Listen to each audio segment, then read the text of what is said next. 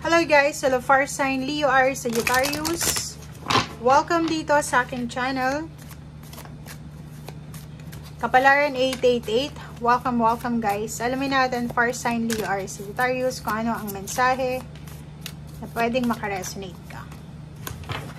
Deep emotions. Number 15, 6, number 7, Divine Feminine.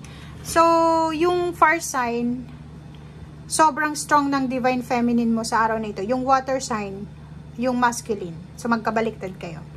So, nakikita natin dito guys na number 6 and number 7, magkasunod siya. Sobrang emotional ka. So, nakikita ko sa'yo dito, masyado kang magiging sobrang emotional. Okay? Mas mataas yung lalaki ka man or babae, mas mataas yung pagiging, yung pusong babae mo. 'Di ba? So, hindi mo alam, marami kang confusion ngayon eh. Nako-confuse ka. Hindi mo alam kung anong nangyayari sa paligid mo. Hindi mo alam kung ano yung dapat mong reaksyon, parang gano'n. Nangangailangan ka ng balanse sa usaping emotion. Okay? Ang nakikita ko sa'yo dito, maraming pagsisisi, regrets. Nangihinayang ka sa mga past decision mo. Nangihinayang ka sa mga past choices mo. Siguro yung mga nagawa mo.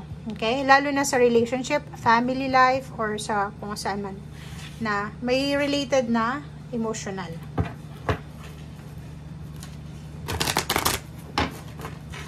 Okay, tingnan natin. Ano pa ba? Fire sign. Oh, sabi na eh. Sa loob ng tahanan to, family, loob ng tahanan, loob ng trabaho, basta may related siya na emotion, kailangan mo ng balanse. Kasi kung makikita mo dito, nakalock yung gate ng bahay. 'Di ba? Balanse. Sinasabi ng baraha sa'yo, dapat meron kang boundaries. Dapat alam mo kung ano yung ano dapat or hindi dapat. Parang ganun. Balanse. Sobrang expectation, bawas-bawasan mo yung sobrang expectation. Okay? Bawasan natin yung sobrang pag-iisip ng negative. Bawasan din natin yung sobrang pag-iisip ng advance, parang ganun. Okay.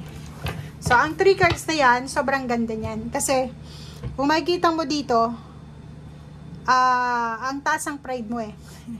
Diba? Sorry kasi itong mga baraha mo, puro emotional siya. Emotional.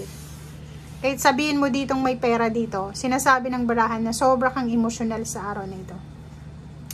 Mahirap mong tanggapin yung pagkakamali mo. Diba? Nahirapan ka eh. Yun yung pinaka-weakness nyo, lalo na yung Leo, tsaka Sagittarius. Siguro yung Aries, minsan, accepted naman nila yung pagkakamali nila. Pero kayo, parang ganun. Nahihirapan kang tanggapin kung ano yung tama at mali.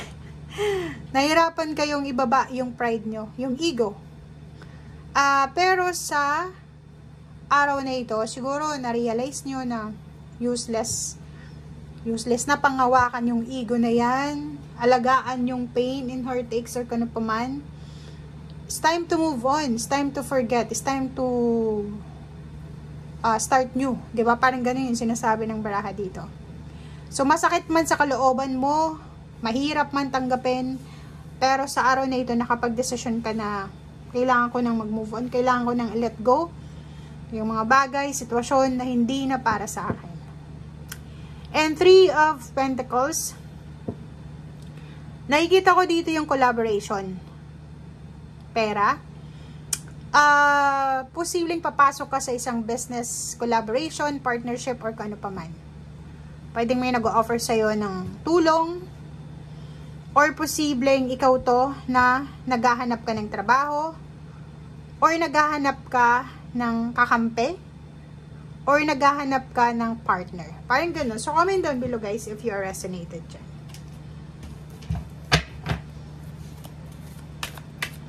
Ano pa ba?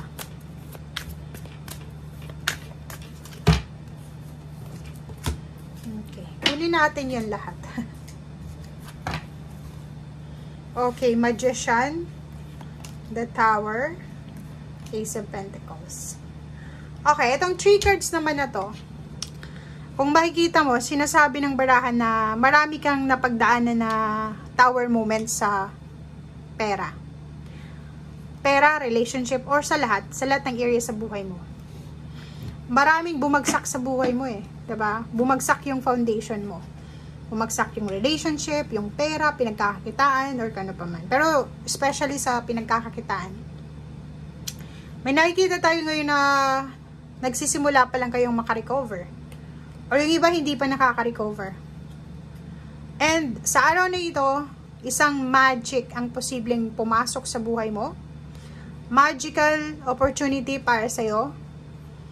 Ang galing. Offer ng work, offer ng business, source ng income, inheritance. New money to. Bagong pera to guys. So sinasabi ng baraha, huwag kang mawala ng pag-asa. Trabaho sa ibang bansa. Okay? King of Pentacles.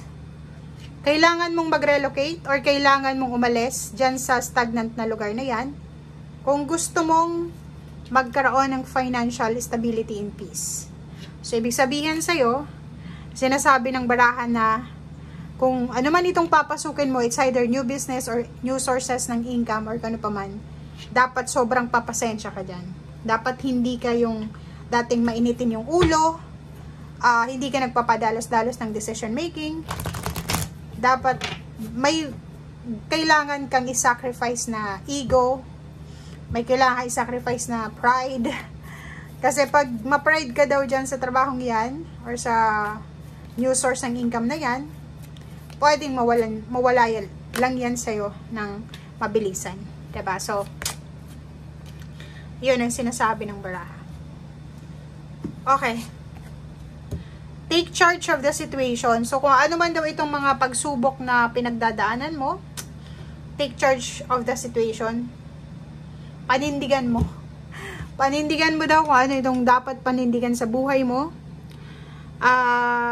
Kailangan mo siguro isulat lahat ng mga bagay-bagay na pinaplano mo starting today. It's manifestation to eh. 'Di ba? Kung gusto nating magkaroon ng bagong buhay, simulan natin siya. With action. Yun yung sinasabi. Take charge. Dapat, hindi lang puro tayo plano. Hindi lang tayo puro what if. Kailangan din natin ng action. Okay? So, yan guys ang sinasabi ng baraha. Thank you and see you again. Bye!